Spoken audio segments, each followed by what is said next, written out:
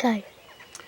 Good evening, everybody. I'm going to read you a story from Alfie Out of Doors by Shirley Hughes. And this story is all about Alfie going camping, because I think Annie has been sleeping in a tent, and Tristan and Christopher slept in a tent last week, and Belle slept in a tent. So I thought maybe we'll see what happens to Alfie when he sleeps in a tent, shall we? Alfie goes camping. One summer afternoon, Mum hung a sheet over the washing line and weighed it down with stones on either side. Alfie crawled inside. It made a good tent. "I'm camping," Alfie called out. "This is my tent and nobody can come in here unless I say so." But Annie Rose was already coming in through the other end, uninvited. Alfie went indoors and brought out some important things to put in his tent. He brought a colouring book and some crayons, a saucepan, his old blanket and his knitted elephant. He spread a rug inside and some cushions to sit on. Real campers cook their food over a campfire and eat it sitting on the ground, Alfie told Annie Rose. So they put some bits of grass into the saucepan and cooked them over a pretend fire. After that, they went inside the tent and lay down on the cushions. Alfie pretended it was night time and there was a forest all around full of wolves and snakes and snarling tigers. Annie Rose was not quite sure whether she liked this part of the game, and she soon trotted indoors to find Mum. Alfie was still in his tent when Dad came home from work. He brought out a mug of tea and drank it sitting by Alfie's pretend fire. Dad told Alfie that he had owned a real tent when he was a boy and he had slept out all night. "I'll look in the loft and see if it's still there," he promised. "And if it is, we might go camping, we might try it out next time we go to visit Grandma in the country." Dad did find the tent. Alfie was very excited when the day came to put it up in the field next to Grandma's house. Everyone came out to watch. It was big enough for 2 people to lie down in. Annie Rose was too little to go camping, so it was going to be just Alfie and Dad. They had brought proper foam mattresses and sleeping bags with them from home.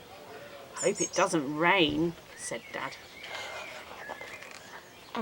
Alfie could hardly wait until bedtime. He kept going in and out of the tent to check that everything was ready. He had put his blanket and elephant beside his sleeping bag, and Dad had put an electric torch beside his. At last, bedtime came. Alfie had a wash and put on his pyjamas and his dressing gown just as usual. He wanted to cook his own supper over a campfire, but Dad said that might be a bit difficult.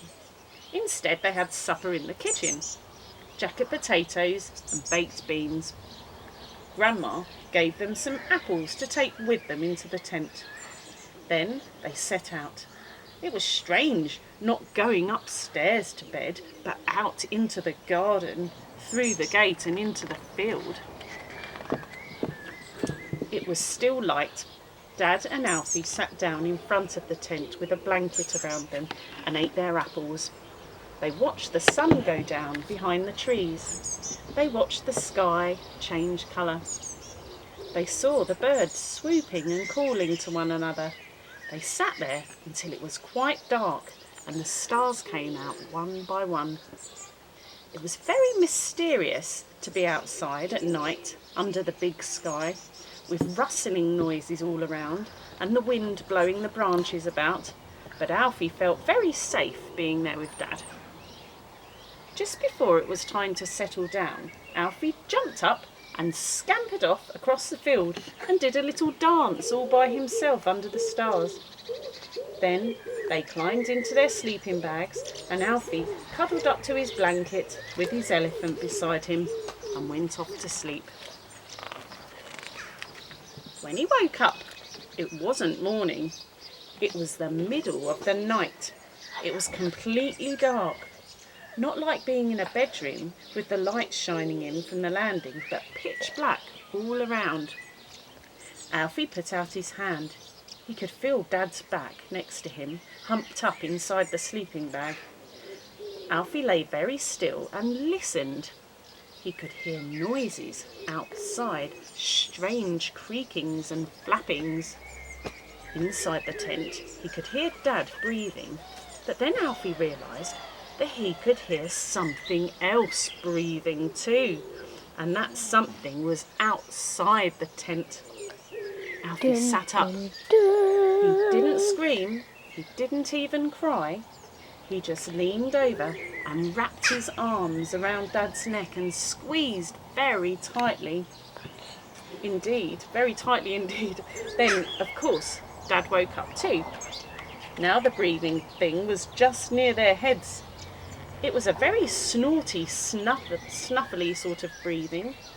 They could hear it moving too. It was trampling about in the grass. Then it went round the tent to the zip opening, which Dad had left not quite done up, and it started to push against it. Alfie was quite sure that something huge and horrible was coming up to eat them. He began to scream and scream. "It's okay, Alfie," said Dad. He felt for his torch and switched it on. They saw a pink nose coming through the flap. It had very large, wet nostrils. "It's a pig," said Dad, and he bravely got out of his sleeping bag and gave the nose a big push. Alfie stopped screaming. He and Dad crawled out of the tent. It did not seem quite so dark outside. The pig moved a short distance away and stood there watching them. "I didn't know Jim Gatting had put his pig in the field," grumbled Dad sleepily. He tried to make the pig go away, but it wouldn't. After a while, they tried to go back to sleep in the tent, but the pig kept trying to join them. He's going in the tent again. So funny. In the end, there was nothing for it but to take the tent down. They collected up all their things and carried them back into Grandma's garden. It took several journeys back to and fro. The pig followed closely behind them. When Dad finally closed the garden gate on the pig, it stuck its snout through the bars and watched them. Dad told Alfie that they couldn't very well wake up everybody in the house at that time of night, so they had better put the tent up again in the garden. Alfie thought this was a very good idea. At last, they got the tent back up and crawled into it, and the pig got tired of watching and wandered off down the field. Alfie and Dad dozed until it was nearly light. When Alfie woke again, Dad was still fast asleep. Alfie crept quietly out of his sleeping bag and stood in the wet grass in his bare feet.